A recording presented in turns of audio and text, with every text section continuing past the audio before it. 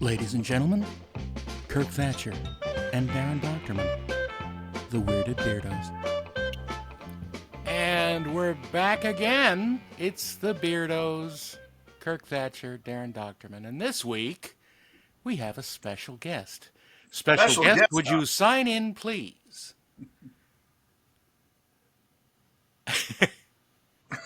You bastard! You're funny. You're a funny one. You got my eye on you. Hi, I'm Frank Dietz. Hello. Frank Dietz, ladies and gentlemen. Star of stage and screen. Welcome. Our first guest with no beard. That's true. You are beardless. A little bit. I got a little. The weirdless beardless. It's all white now. When it's this. Yeah, and that's right. You still do acting. So Frank is a multi-hyphenate, as are many of our guests, and Darren and I. He's correct me if I forget something. Writer, an artist, an animator, an actor, and just a hell of a guy, and a monster kid, and a producer. Yes. Yeah. Yeah.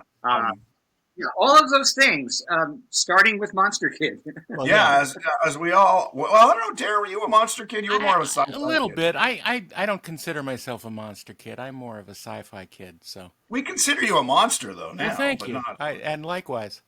And we do like the kid, so it'll work. You hang out with immature adults. I mean, not me, of course. But, no, I don't hang out with you. So obviously this is a very it's a very special episode. And not just because I'm in it. With the very hard-hitting questions and delving deep into your psyche. First question is why? Well, so tell us a little bit about yourself for our viewers and listeners who've never crossed paths with the amazing world of Frank Dietz. Okay, well, I started out, I became a monster kid when I was like 6 years old. I was probably one before that, but didn't know it. When I saw Abbott and Costello Meet Frankenstein for the first time on a huge 12-inch black and white screen. Sure. I think I was at my aunt's house or something like that, and they were all playing like poker in the kitchen, smoking cigarettes and drinking beers, and they plumped me down in front of the TV. Turn it on. My younger brother was 3 years younger than me, and so he wasn't much of a play date. So it was kind of like, being a monster kid back in that day could be a very lonely environment, actually. So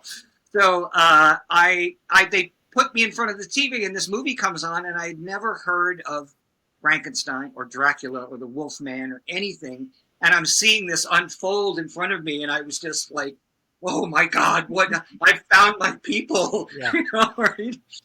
And from that moment I was hooked. And I even remember thinking back then, like, I don't know how they do this, but I want to do this, like whatever it means. And then this is way back in the days before the world of instant gratification, where you go grab a movie off a shelf in your living room and pop it in and watch it as many times as you want. Like, I didn't see that movie again for years because you had to wait for it to come on television. And that's why movies like that, like King Kong and that movie in particular for me, like when those movies came on television, it was an event. It was something that you couldn't wait for and you couldn't dare miss, because if you missed it, you might not see it again for another 3 years or whatever. You had to circle it in the TV guide. I remember pouring through every week, like what movies, and then Frankenstein or King Kong. And what's funny, I think most of us monster kids of our age or our age bracket, from kind of the beginning of Gen X to the end of the Boomers, it's because of TV, because those movies were rerun on the weekends, Chiller Theater in the West Coast. I know you had a similar thing in the East Coast. Creature features on. I think we had that too on Channel 13. But syndicated horror host shows, and then they would run. I remember in LA they would run like 3 hours of cheap Filipino-made horror movies in the afternoons on Sundays. When and that's the first time I saw boobs on TV, because I don't think the censors even edited them. So you'd see girls running around topless in the jungle, and I was like, "This is on TV." Yeah. Where was So these I? like those John Ashley movies, those like Mad Doctor of Blood Island or whatever, Yeah, right? just those horrible with zombies were like literally like Play-Doh on someone's face going in the jungle. But yeah, so TV obviously big influence. That's amazing with Abbott Costello. That's awesome. And well, and what you said about TV Guide too, it was just like every Monday, the TV Guide would come out for the next week. Right. You'd go down there, grab it, go through it, circle the thing. Anytime it described a movie as melodrama, that was guide-esque for monster movies. Melodrama meant monsters. And so you're like, look either for science fiction or melodrama, and those are movies you'd circle. And I a lot of the times there was the shock theater package that like most of the local networks had, which were mostly the Universal monster movies. Right. The ones from the 30s and 40s, pretty specifically, and the Universal sci-fi movies, like Creature from the Black Lagoon and Tarantula and This Island Earth and everything like that, were not part of that package. And sometimes the only time you could see those was like on CBS at 3:25 in the morning, late night, right? And my mother, bless her, like she would set her alarm and wake me up, put me out in front of the television, and then shuffle back to bed so that I could watch Tarantula. Wow. Amazing.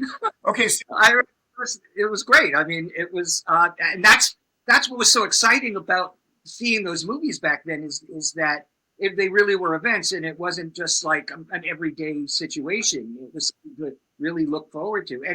And until I discovered Famous Monsters of Film Man magazine, that was my next question. Or this book, which was like the Bible of every monster kid I knew. Yep. Back then, like. I didn't know anything about like how movies were made or anything like that. And then in Famous Monsters, it's like I'd see pictures of Jack Pierce making up Lon Chaney Jr. as the Wolfman, or Ray Harryhausen animating the dragon from Seven Voyages to Sinbad, and that's when it really kicked in. It was just like, oh, wow, this is like a job. Like you could actually do this. Yeah, Famous Monsters was definitely the other gateway drug to being a monster kid. And if you were lucky enough to live in LA, you could go visit the Acker Mansion, as Forey dubbed it. Yeah. Okay, so my next question is, you were a good-looking teenager. Why did you stick with monsters and not... Well, you went into acting, because most of us who are monsters were kind of the less social, pimply, whatever, and you were good-looking, so, like, what the hell? But I didn't blossom until I hit about 16 or 17. Okay. And before that, I was like the nerdiest. Like in my book that's coming out, I actually have a photo of me, like from the science fiction club. Yeah. Right. And I mean, my God, what a bunch of nerds. and I'm like one of the littlest ones too. I got bullied. I got bullied by guys. I didn't have a girlfriend until I was like 16 or so, maybe. And once I blossomed into something little, and also becoming an actor and getting into the theater department also helped, because I was a straight guy in a drama department, which usually works very well. And did you start drawing at 6 and 7? Like again, like yeah. In fact, after seeing Abbott and Costello Meet Frankenstein, I got my big box of Crayola crayons, and I had no reference material, so I would just try to draw them from memory. Right.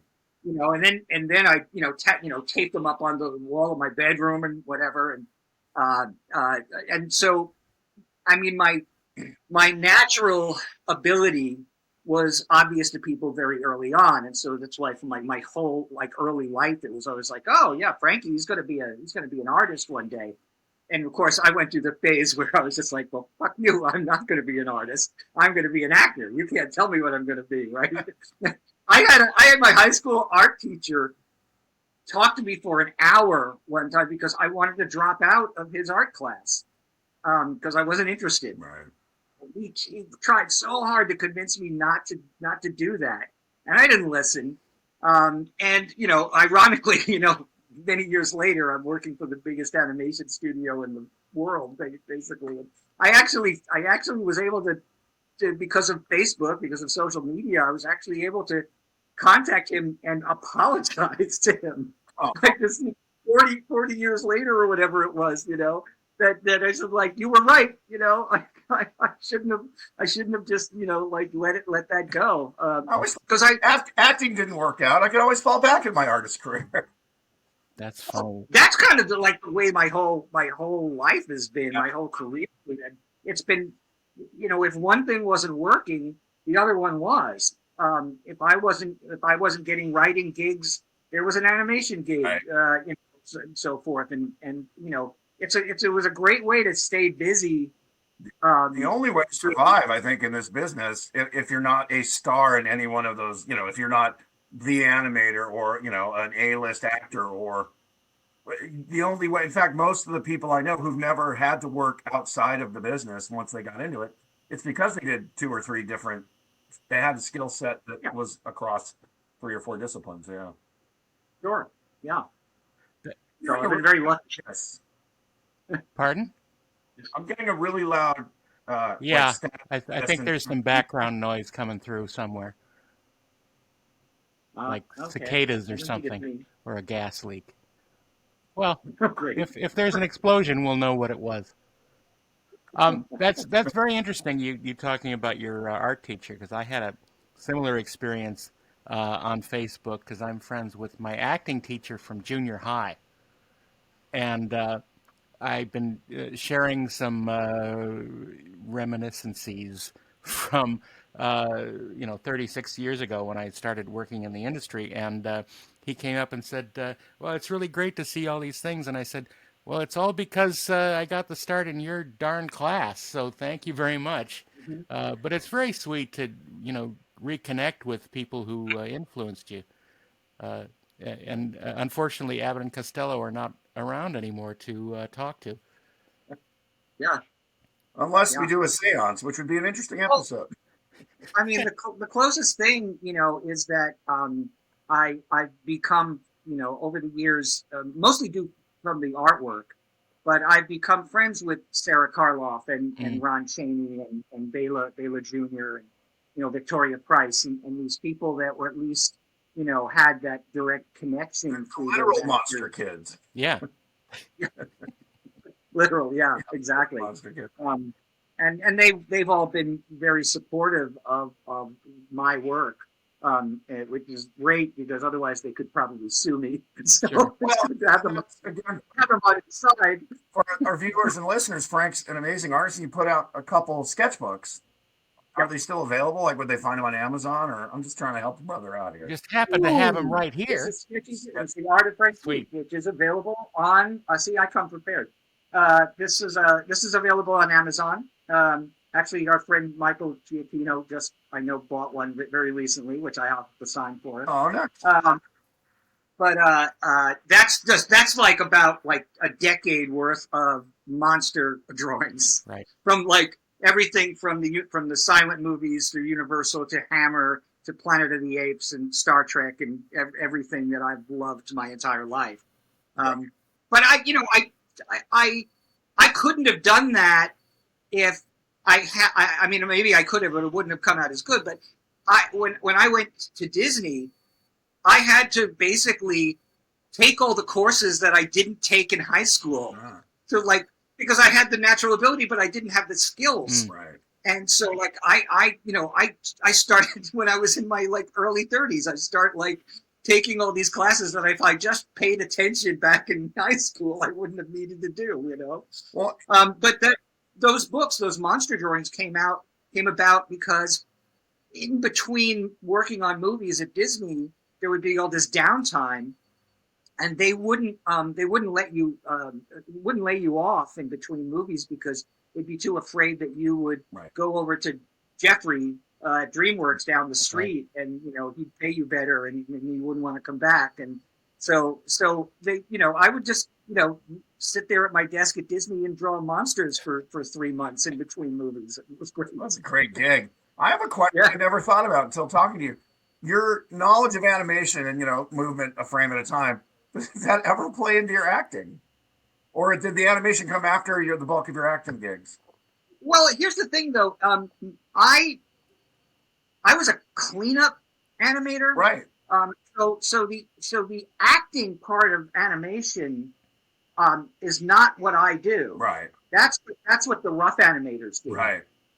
So the rough animators do all the actual acting of the character. Right. Then my job is to take those drawings and clean them up. Right.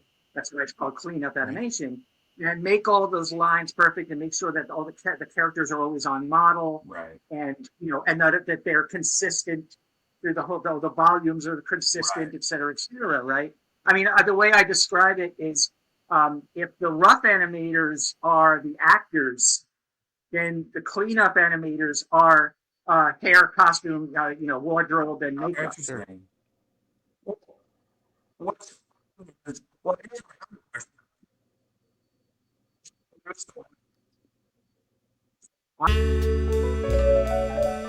We are experiencing technical difficulties.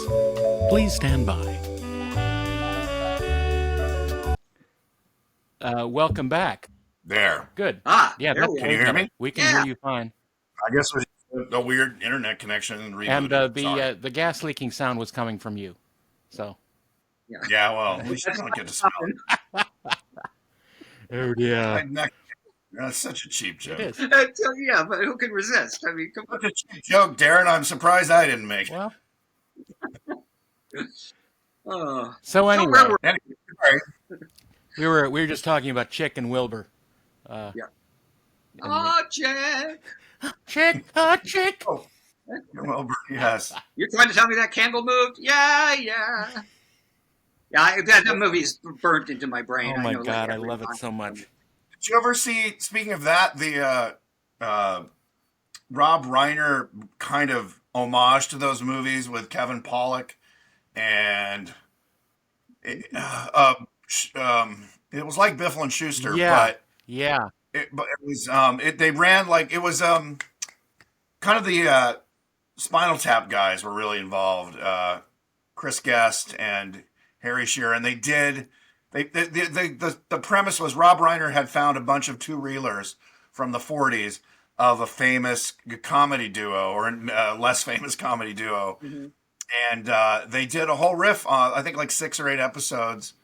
I can't remember the name of it. It was fun, but it was definitely like... for sure. Let me see if I can find it.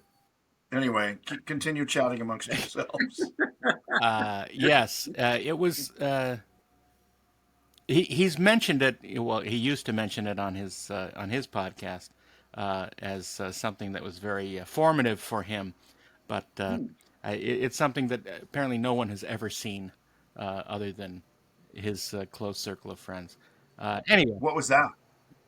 I said no one else has seen it except his close circle of friends and you. Oh, okay. I was like, I'm not a close circle of friends. Well, you could be. You just may not know it. You know what it was, actually? I knew about it because our showrunner on Muppets Tonight was an SCTV grad or an SCTV writer, and he knew all those guys. And he knew, not to say Reiner, but he knew the SCTV guys, and they were all in that kind of small group. So I guess that's why we knew about it. And I think it was HBO was the other reason nobody saw it, because it ran on HBO back when HBO was not must-see TV. Right. Well, there you go. There I am. So what projects did you work on while you were at Disney? I started out on the first movie was Hercules. Mm-hmm. And I had to, like I said, like I didn't have skills. I just heard, that you could submit a portfolio and so forth. So I had to really very quick. I went to the Animation Guild, and you could take classes there even if you weren't a member. Right. And I took classes on cleanup animation and so forth, and really just crammed it in. And I submitted a portfolio, and I was very lucky that my wife Leanne at the time was there doing casting, and she was able to talk to the artist there and say, well, what's a good like what makes a good portfolio? And they were like, well, the most important thing is don't fill it with drawings of Mickey Mouse and Donald Duck. Right. Like they don't want to see that. They want to see that you can do gesture drawings and life drawings and animal and anatomy and so forth, right? So I knew that ahead of time, but didn't have to waste time, submitting a portfolio that was going to be immediately rejected. And I got into the program, but it was like it was a training program. And so for like 2 months, I think, maybe even more, me and about, 15 other kids, and I say kids because they were all like right out of Cal Arts. Right. I was the oldest one there, like almost by double. And they trained us up really, really fast because Hercules was already in production and already falling behind. So we had to take this big test at the end of the training program. It was a 2-day test, and we had to do a whole scene of Hades from Hercules. Right. And if we passed that, we immediately got onto the movie. And it was just like being thrown right into the fire. Literally. Yeah. And but it was so cool, though. This was so perfect. The very first scene they handed me on Hercules was a scene of 3 monsters falling on top of each other. And I just remember thinking, how perfect is that? That my very first scene in a Disney movie happens to be of monsters, right? And so I started on Hercules, and it was great. I loved it, and the money was really good, and it was the post Lion King boom, so so they were throwing money at us. They were giving us parties, gifts, all kinds of, just keeping us happy so that we wouldn't split and go to Jeffrey down the street, right? Right. And this was still pencil and paper, right? Huh? Oh, yeah, absolutely. Was it still ink and paint, or was that digital at that point? No, at that point they had transitioned. I think it was during Beauty and the Beast that they transitioned out of ink and paint and into the digital, what they called caps. Right. You were still drawing on paper, yeah. But still drawing on paper, yeah, absolutely, and still having to, put the paper underneath the camera, and and using the X sheet to, make sure you got the timing of it right and all that kind of stuff. And then the next movie was I was supposed to go on to when Hercules was over was Tarzan, but it wasn't ready yet. Right. And so, like I said before, like they didn't want to lay you off. So they were basically just said, well, we'll just keep you. You don't even have to come in, if you don't want to. Just still get your weekly check, and so I did. I went home, I didn't go in. That's so on Disney now. For like 2 months, and then I started to go crazy. I was just like, help me! I'm watching soap operas. Somebody stop me!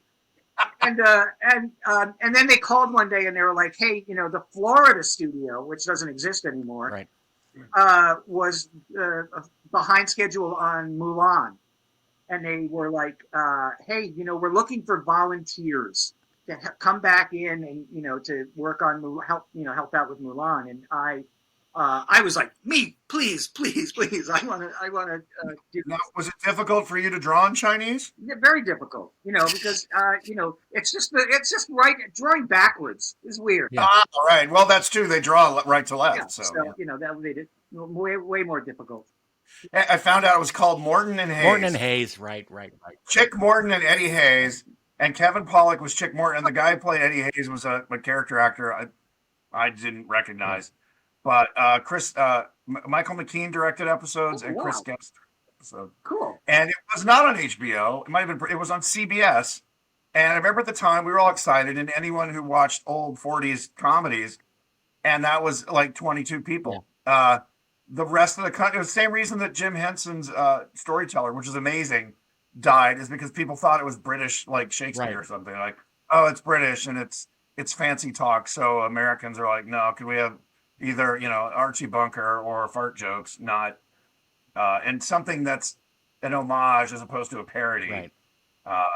something that was also 40 years earlier. Very specific audience that they were shooting at. Yeah, now you could probably get it on a streamer because, they tend to go, it's a little more niche, like, oh, we found this group. But Yeah. I don't know if they're available, but they're certainly fun to watch if you're a fan of Abbott Costello, Laurel and Hardy. But they really are a take on Abbott. Yeah, no, definitely check it. I'm surprised that it escaped me this long, actually. That's why we do this. We try to educate our friends and our public, all 24 of them. Frank, it was a bigger audience. Oh, okay. No, I was going to say that. So basically, I went and worked on Mulan for a little while until Tarzan was ready, and then from there I worked on Fantasia 2000, Atlantis, which is a movie that is just terribly underrated, I think. Right. And then Little Pleasure Planet. But unfortunately, the right around Atlantis, the studio was like looking at Pixar and seeing how all of their movies were just going through the roof, like making so much money, and the 2D movies were not making as much money, and that's when they equated it as, oh well, CG movies make money and 2D movies don't. And they didn't blame it on the story. I always said that if they had made if Pixar had made Finding Nemo in 2D, it would still be a great movie. Yeah.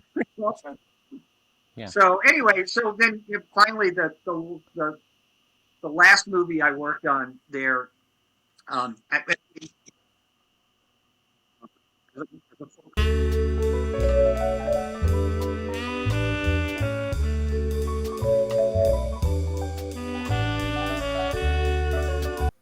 While we lost you, I said we need to talk about your acting career, which kind of predates your animation work, I think. Yeah, definitely. And you fell into the horror movie thing, which was obviously a love. And how did that happen? You went from moving to LA, and I know you were writing scripts, and you John Fasano, right? You worked with him on something. Yeah, well, actually, that actually happened when I was still in New York. Okay. I was because as much as I really wanted to work in the movie business, I didn't have any kind of access to doing that aside from trying to audition for things, and I sucked at audition, by the way. I've never just never had the visceral stamina for it. So I was doing graphic artwork to just to make money, and John Fasano, who kind of grew up with. I was a little older than him, but we grew up in the same town. He contacted me and he said, "Hey," and this is 1985, I think, right around 1985. He called me up and he said, "Hey, I know we haven't talked in a long time. I don't know what you're up to, but I wrote this horror movie and they're going to be making it up in Montreal in Canada. And there's a part I think you'd be really good for if you're interested." And I looked over at my boss, who was sitting there creating a board game that you played with real cheese. And I was like, "Yeah, I think I'd like that. I think I'd like to try that." Oh, that's part cheesy. I'm not even joking. I am not even joking. Wow. And so I auditioned, and it's so funny too because the character's name that he wanted me to read for was named Frank. So I have a kind of feeling that Fasano probably was picturing me in the role when he wrote it. It was Dank Frites. Jack Frites. So I did an audition, and the director, I say director in quotes, because he wasn't a good director. But he liked me, and I got the part, and so I got to go up to Montreal and be in my first. Not only my first movie, but a horror movie as well, and this was now okay, this is what I wanted my entire life. I'm actually living it now. Of course, the movie is now infamous because it wasn't good. What? What's the title? It's called Zombie Nightmare, and my yes. co-stars were Adam West, who I loved dearly, and we stayed friends for many years after making that movie. Almost all of my most of my scenes were with Adam, because he was playing the police captain, I was playing his detective, junior detective, and I was his Robin. Right. Yeah. Did you ever go, jeepers? Well, that's a funny story that I won't tell now because Right. it takes too. But it's in the book. It'll be in the book when the book comes out. But because we were very nervous about if Adam was going to be sensitive about talking about Batman, Right, sure. So, but that leads to a very, very funny story that I'm not going to tell good. you now. Thank you. Anyway, What's the title of your book, Frank? huh? What's the title of your book? Title of my book is called Monsters, Movies, and Me. And when would that be coming out? It'll be very, very, very soon. I think we're just put the final touches on it, and it'll be going to the printer, and it's coming out from Bear Manor Media. Believe me, I'll be promoting the crap out of it when I have an actual release date. But interesting, I wanted to say also is besides Adam West, Tia Carrera was her first movie.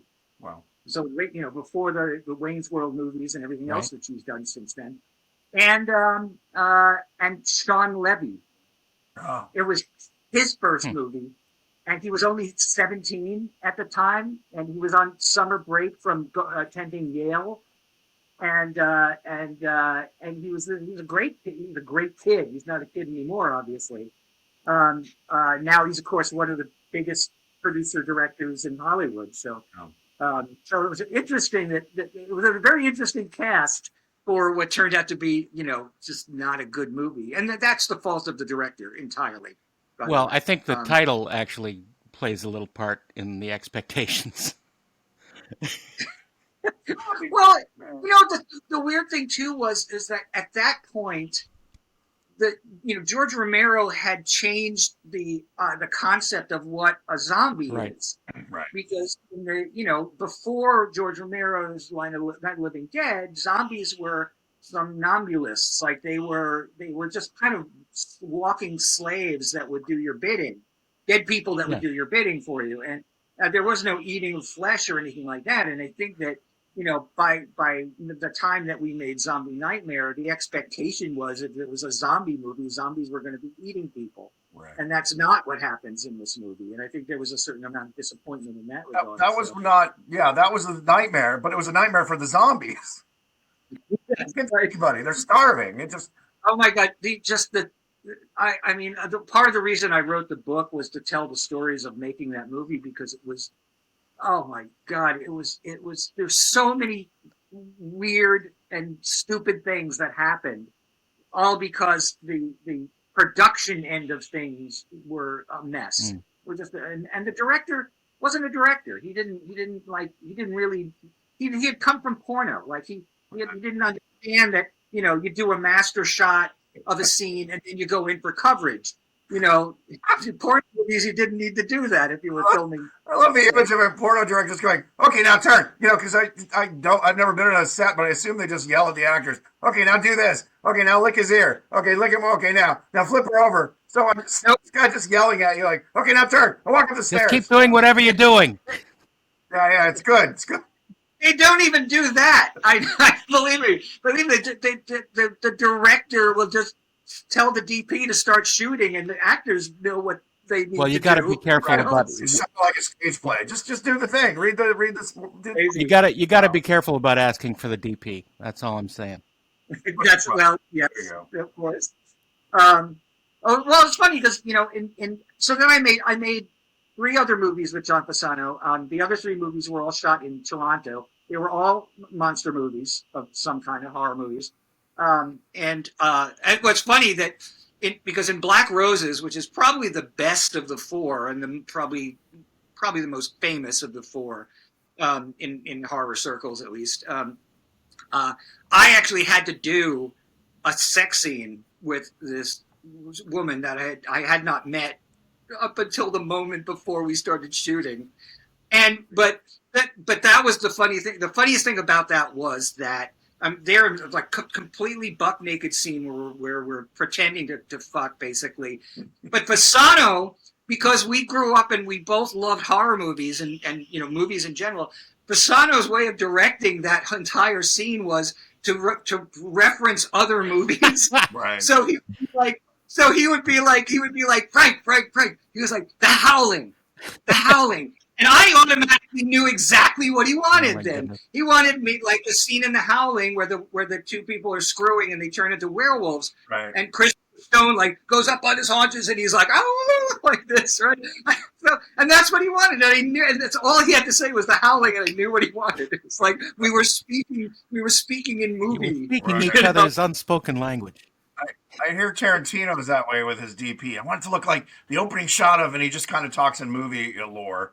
Yeah. Well, okay, so you're doing these movies with Johnny, who, R.I.P., a dear friend of both of ours. Knew him much longer than he was a neighbor of mine, and we'd always say hi at the market and then go have a drink. He went on. He wrote one of the drafts of Aliens 3. He had a pretty good writer and director. Yeah. He wrote the first 3 drafts, and it was like the third draft, and that was when Vincent Ward was still the when director, it was going to be on a big wooden ship. No, it was an asteroid or planet. Yeah. And it was John's like third or fourth draft that actually got Sigourney Weaver to agree to do the movie. Right. And then Vincent Ward left, and what's his name? Fincher? Yeah. Fincher. David Fincher? Oh, Fincher. Fincher came on, brought on his own writer guy who did another pass on it, and then Sigourney Weaver read it and said, no, I don't like that. I don't want to do it now. And so they had to bring John back for like the 8th or 9th drafts to kind of use some of that and some of this, and finally Sigourney said yes. And there's a 2-hour documentary split into 2-hour-long segments on YouTube detailing every microscopic minutia of making of that movie. And John's mentioned a lot in it. And then if you're a fan of the Aliens franchise and you want to hear about the worst one ever made, not due to Fincher or Fasano's fault, who are both friends of ours. It's pretty amazing about how screwed up this business can be. Yeah. And in that case, it sounds like, judging from the documentary, it's the producers, Hill and Geiler. Yeah. They were just and Walter Hill also. Hill. I was involved, right? Because Walter, that's how John got the gig, was that John sold a script actually before we all moved out to L.A. John had sold a script to Morgan Creek Productions, and that movie never got made. But Walter Hill noticed him and then hired him to write another 48 Hours with Nick Nolte and Eddie Murphy. And from there, he got the Aliens gig and so forth.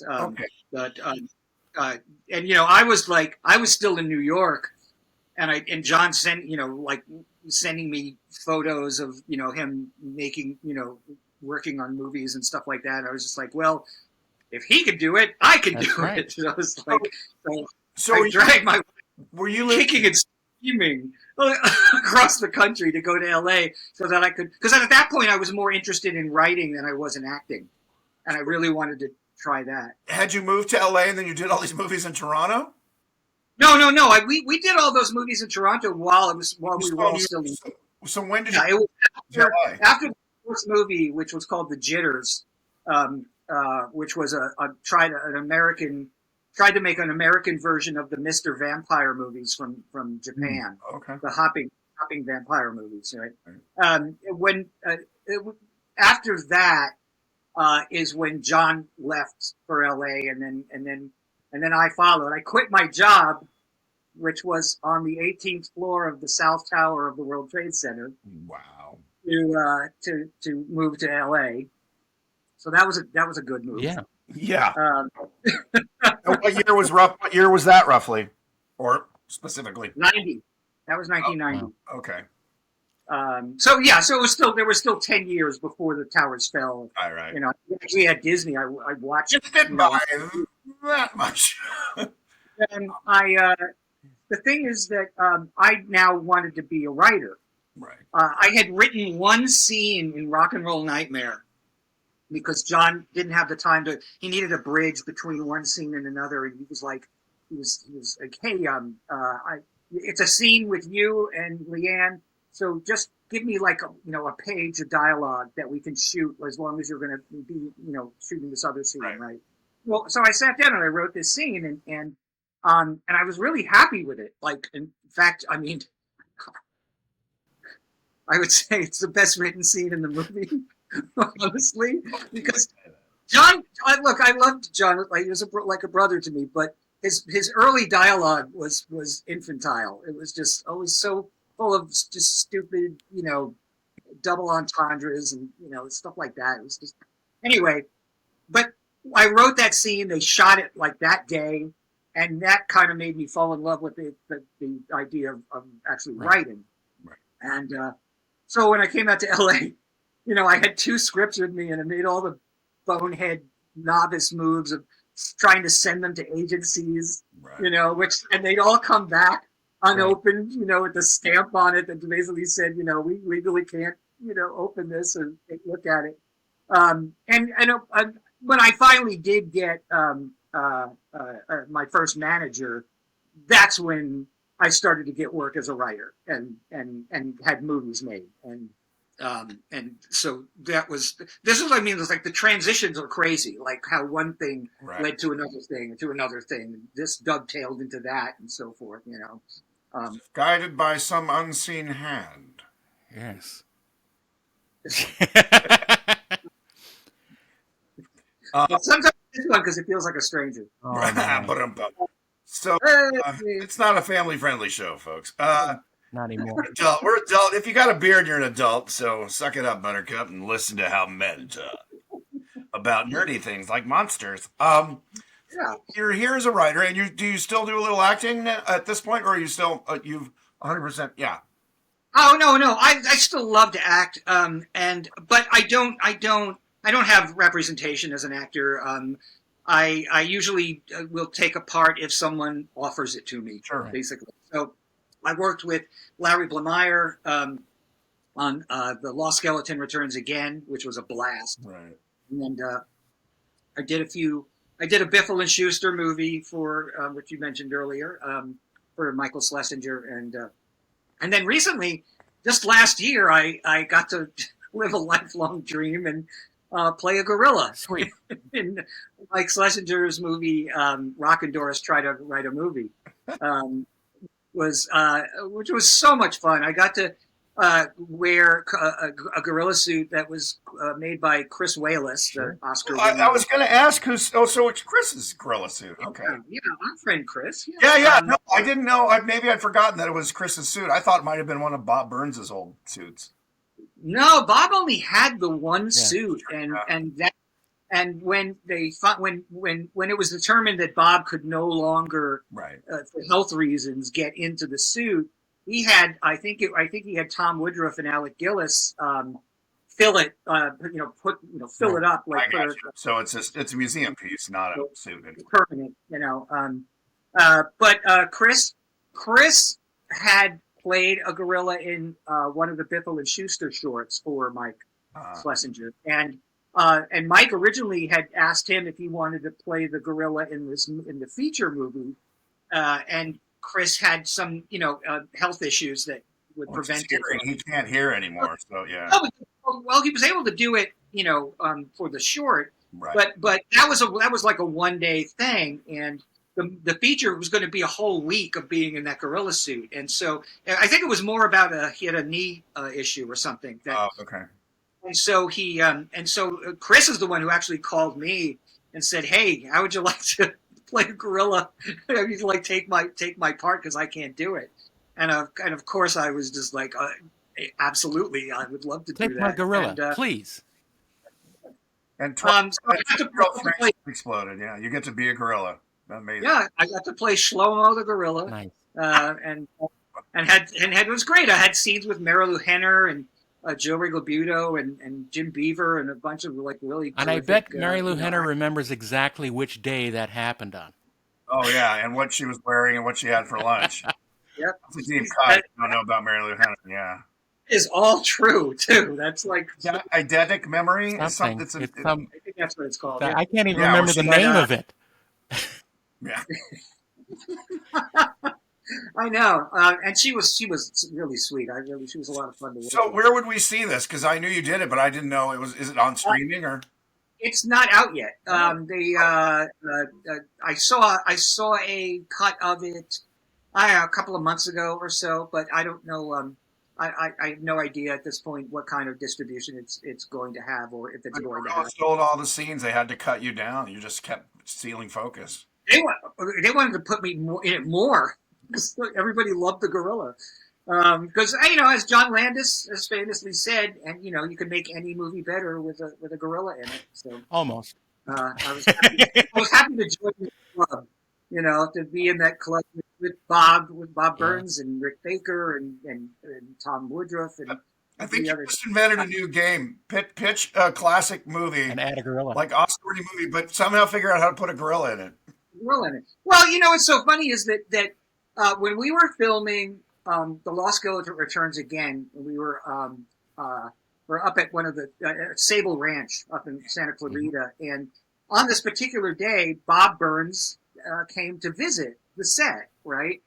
And I had told Bob that the next movie that Larry was planning on doing was an old dark house movie, a mystery parody, and that sneaky old bastard, I swear to God, Bob walked up to Larry that day and was just like, well, hey, I heard you were going to make an old dark house movie. And Larry was like, yeah, it's called Dark and Stormy Night. And Bob was like, well, you got to put a gorilla in it. He was like, yeah, gorillas are always showing up in those movies. They're just like peeking through a peephole or something, know, and that is partially true. There are movies that do that. And Bob basically got himself a role in the next movie. I was like, you leave it to Bob Burns to show up, up on the set and work his way into the next film, and he did. He had a cameo. Well, look at the bright side. You still can have a chance in getting the role in An American Gorilla in London. You know what? I think that's a great idea. I'd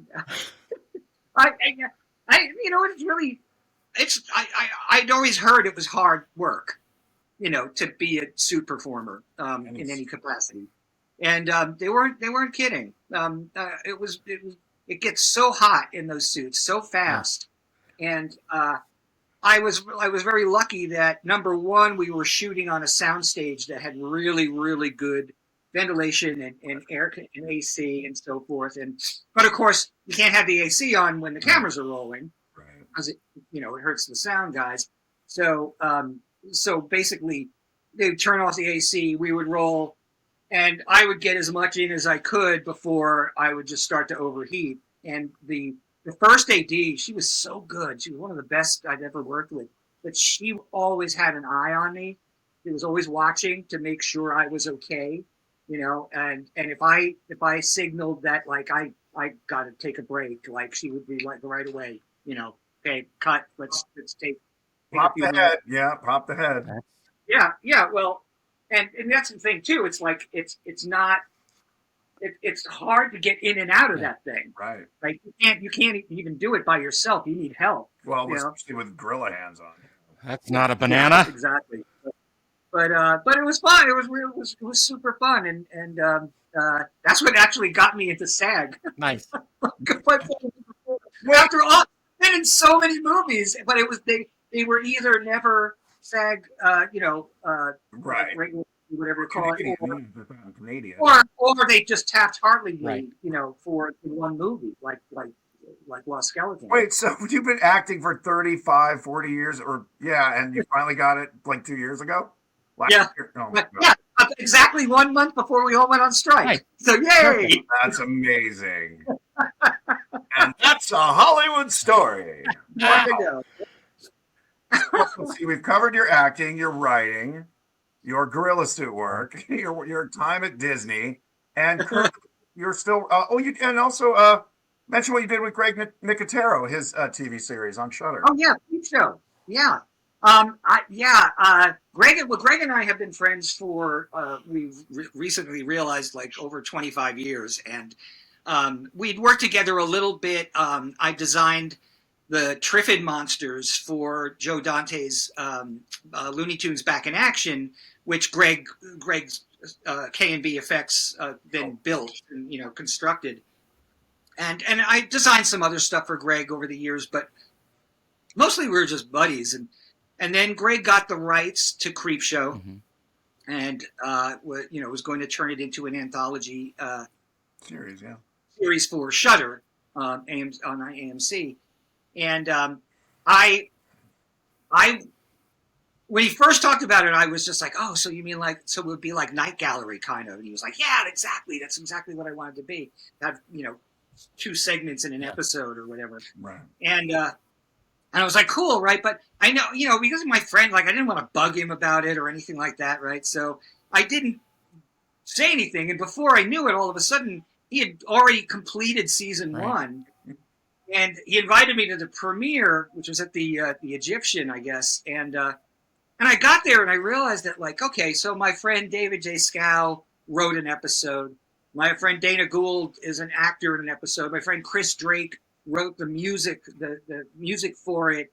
And I was really jealous. I was just like, shit, man, I want to play in this sandbox, And so the minute that I heard that the show took off, right away, it was huge ratings on Shudder, the biggest that they had at that point. And so the minute they announced there was going to be a season 2, I literally sat down, and in 2 days, I wrote an episode. I didn't even write an outline. I wrote out the entire episode, and I sent it to Greg. And he read it, and he came back and he said, I love this. He goes, and he was like, you're lucky. I've got 1 slot left, 1 segment left. And he said, he goes, the network has to approve it. I can't, even though it's my show, I'm the showrunner, etc. They have to look at it and they have to say yes. So he sent it to them. They liked it, and we tweaked it a little bit here and there. As you do when you're a writer, you're working with the director. Yeah, he wanted to direct the episode too, which was cool. So, and we created all these cool elements of it. There was a giant spider. There was a huge tarantula in it, and a mosquito the size of a hawk, and a giant rat, all this cool stuff. And I had booked my flight to go down to Atlanta to be on set to watch them film it. And that was in March of 2020. Yeah. Guess what happened? I can't even remember that far back. Yeah. Everything. I mean, the whole industry shut down. We all know that. Oh, right. The COVID thing. I forgot about that. Yeah. Oh, yeah. Yeah. Everyone's forgotten about it, right? Anyway, so I didn't get to, when they finally were able to shoot, which was, I think, in October of 2020. The COVID protocols were so severe that you were only allowed on set if you absolutely needed to be on set. And as the writer, my work was already done, really. So they wouldn't allow me to be on set. Greg was cool though. He would take little videos on his camera and send them to me of shooting Keith David and Josh McDermott doing a scene. Hey, look how much fun we're having. Wish you were here. Ha ha. I mean, Darren, you're right. I mean, it was still the fact he took the time out. That's a good buddy. Because at least I knew that it they would have me on the set if they could. Right. And this was just there was no breaking those rules. And they were actually, I think they were the first production to go back into production. Oh, wow. In the whole industry, pretty much. Wow. And so yeah, I mean, it was a disappointment. But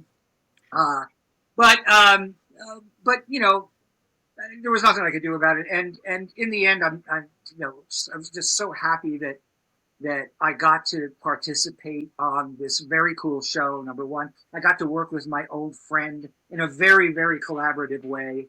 And I got to hear 3 actors that I absolutely loved all three of which I had met before, by the way. Keith David, Josh McDermott, who was Eugene on The Walking Dead, and Ashley Lawrence from the Hellraiser movies.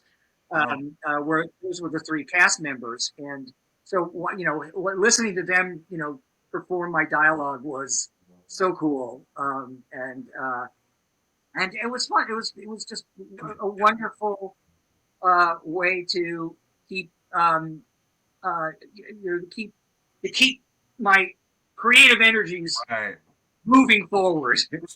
Speaking of your creative energies, did I Hate Kids that come after that? No, I Hate Kids came before that. Oh, okay. So talk a little bit about that, because that's a script that you wrote. I wrote the bulk of it, but I co-wrote it with another old friend, Todd Traina. Right. It was funny because we had written that script, 10 years earlier, probably, when it had a different name back then and everything. And when I heard that Todd had said, "Hey, we have some movement on I Hate Kids," I was like, "Oh, cool. So what's going on?" He said, "Well, we have an investor. We have $1 million already." He goes, "I'm going to be working to raise the rest of it." And he says, "And we have a director." He said, "Oh, cool. Like, who's the director?" He said, "Well, his name is John Asher." And I almost fell over. So first I was like, wait a minute. John Mallory Asher? He goes, "Oh, I don't know his middle name." It's like, was he a child actor? Was he on the Weird Science TV series? He goes, "Oh, I don't know about that." I said, "Was he married to Jenny McCarthy?" He goes, "Yeah, that's him." I went, holy shit. Because 20 years earlier, when I was still trying to get my scripts read and nobody would read them, I had a chance meeting. I met William Asher. Will Asher, yeah. Yeah, who created Bewitched and was and directed almost all the I Love Lucy episodes, right, and the Beach Blanket Bingo movies, all that stuff. He was a legend, and he was the only person who would read my scripts. No. And one of them he really, really loved, and he told me I was getting ready to give up. I was ready to go back to New York, and William Asher is the guy who told me not to. Nice. He said, "Stay. You're good. This is good writing. You'll get a manager." And he was right. And I did, like several months later, but it happened. And now here we flash forward all these years. The son of the man who told me not to quit all those years ago is now directing my movie. Sweet. That's amazing. His daughter is a director too.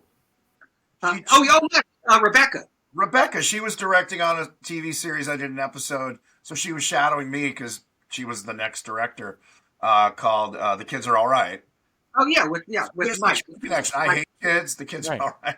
And the Asher, it's all we're in a simulation, obviously, because it's some lazy programming. And so you had Ray. What's her last? Ray. What is it? Ray Seahorn. Oh yeah. Who's from Better Call Saul. Better Call Saul. Such an amazing actress. Did she ever win an Emmy or no? They kept snubbing her. They kept snubbing her. Thing in that, I mean, besides Odenkirk. She's the Susan Lucci of Better Call Saul. Yeah. And honestly, she should have won an Emmy just for the scene on the bus where she breaks down. I think it's amazing. The penultimate episode.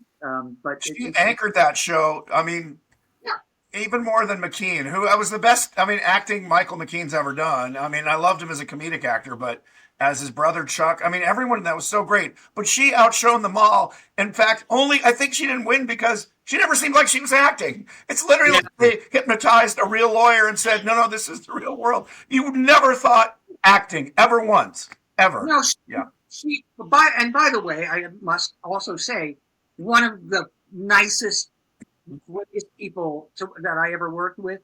Actually, almost that entire cast of I Hate Kids, because Tom Everett Scott is a joy. He's a joy to work with. We had Marissa Tomei for it was a cameo. It was only a one-day thing, but but she was just such a pro, and and just the entire cast. Rachel Boston, and Titus. What's his last name? Titus. Titus Burgess, yeah. Burgess, yeah. Yeah. And it was an incredible experience. And one of the nice things, and this doesn't happen often for writers, is that John Asher wanted me on set every day. Yeah. He wanted to be able to consult with me on things, and there were two occasions, and writers will appreciate this for sure. There were two occasions where John came to me and he said, "Hey, kind of like the thing that happened with Pisano way back on Rock and Roll Nightmare." He was like, I need a bridge scene between this scene and this scene. Can you write me something really quick? Make it between Rachel and Ray, who they were playing sisters in the movie. Right. And the coolest part about that was, so I always had my laptop with me. So right there on the set, I sit down and I start writing out a scene for them, right? And the great part about it was that then when I was done with it, before I'd show it to Asher, I'd be like, "Rachel, hey, come here. I was like, "Here, guys, read this scene." Yeah. And had them actually read it out so I could hear it and be like, tell if it was working or not. Right. It's amazing. And then I showed it to Asher and he was like, "Great, yeah, let's shoot it." So there were two occasions on two different days where I basically very quickly had to, come up with a new scene that would be they would be shooting basically that's almost that same day or the following day, and that was very exciting. That was really because I'd written a lot of movies and most of the time they got made, over in Prague or South Africa or someplace, and most of the time I was not on set or was not consulted. And sometimes to the detriment of the film, honestly. Well, Frank, maybe one day you'll actually have some fun on some of these things. I'm hoping. I'm really hoping. Speaking of fun, you do the convention circuit now. Yep. And besides your book will be available, you sell your artwork. You sell tasteful nudes of you from your horror movies. Mostly of me, but yeah. Yeah, of course. That's what people want. So are there any show? When people watch this, I guess the show information is there a website you have where people can find out where they would find you at cons? Yeah, absolutely. Aside from, I obviously do a lot of self-promotion on my social media. Sure. So Facebook, Instagram, Twitter, X. But I do have a website and it is called sketchythingsart.com. Okay. And that basically covers all the things that I do, and it has news and whatever the next appearances are going to be on there, etc. So I'm doing in the next so far this year I'm doing Wonderfest, which is in Louisville, Kentucky, in June, the beginning of June. I'm going to be there too. Oh yeah, that's right. Yes, of course. We're going to be doing our little show. It's going to be very fun. And then I'm doing the Atlantic City Celebrity Convention in obviously in Atlantic City. That's in July, and Spooky Empire in Orlando, in Florida. That's in October. So I've been doing conventions for a long time, and I love them. I really do. I love meeting fans and getting to talk to them, and it's so funny, especially when they come up to me with a poster from like Zombie Nightmare or Black Road. At Son of Monsterpalooza last September or whenever it was, October, a lady came up to me and she actually had the Black Roses logo tattooed on her hand. And I was like, wow. Now that is a fan. Yeah. It's either a fan or a red flag. Yeah, well, exactly. Not necessarily mutually exclusive. Right. Well, Frank. But I really love the fact that there are so many fans of those old Canadian movies, because those movies almost disappeared. Like most of them came out on VHS and then didn't come out on DVD for the longest time. Mystery Science Theater 3000 kind of saved Zombie Nightmare from complete obscurity by doing their version of it, which is, by the way, fucking hilarious. Oh my God. It was the episode that they chose, interestingly, to do a test to see if Mystery Science Theater would play on a big screen. Oh, wow. They actually flew me, it was Comedy Central at the time. They flew me to San Antonio, Texas to make an appearance at a movie theater where they were going to show an episode of Mystery Science Theater, and the episode they chose was episode 604, Zombie Nightmare. Wow. And it sold out to the point where they actually ended up putting it into 2 different theaters that night. And then that convinced Comedy Central to say, okay, this is going to work. Let's do a movie. And the movie they eventually chose to make was This Island Earth. That's Mystery Science Theater, the movie, right? I was just going to say, the reason they're so funny, I was fortunate a couple of years ago to work on an episode where there was 6 or 8 of us for 2 weeks. I mean, you go like literally, I think we would do 5 minutes a day for the whole day. So 7 hours of going over every line, and everyone would pitch. You'd watch it on your own at that night before the 5 minutes. You'd write all your pitches for every time code. And then we do it as the room, and everyone here, we'd all vote. And then if someone had a moment where they'd riff off something someone else had written, and then so the top 2 answers were put down, and then Joel, because Joel was not part of this at this point, Jonah Ray was running it, because this was just a couple years ago. And then Joel and Jonah would go through and then source from that what the final thing was, and if they had a riff off one of the riffs. So there's a reason they're that funny, because it's probably 600 man hours for every every 90-minute show, and I love collaborative effort. That's very exciting. Yeah, it's fun to work on, and they're just sometimes you're crying, you're laughing. Well, I have to say, I'm sorry to say this, but Frank, we're going to have to say goodbye for now because we have movie sign. No, we don't. Oh, movie sign. But we are out of time for this episode. But I wanted to thank you so much for sharing this time with us. It's been so fun hearing your stories and your reminiscences. It's lovely to meet you, Frank. I've been a fan forever. Oh, vice versa. So, thank you, guys. This was really fun. Thank you for having me on. I love you guys both, and let's do more stuff. That'd be a good idea. Absolutely. Let's go make movies. That's right. Yeah. Thanks so much. Thanks, and everybody will see you next time.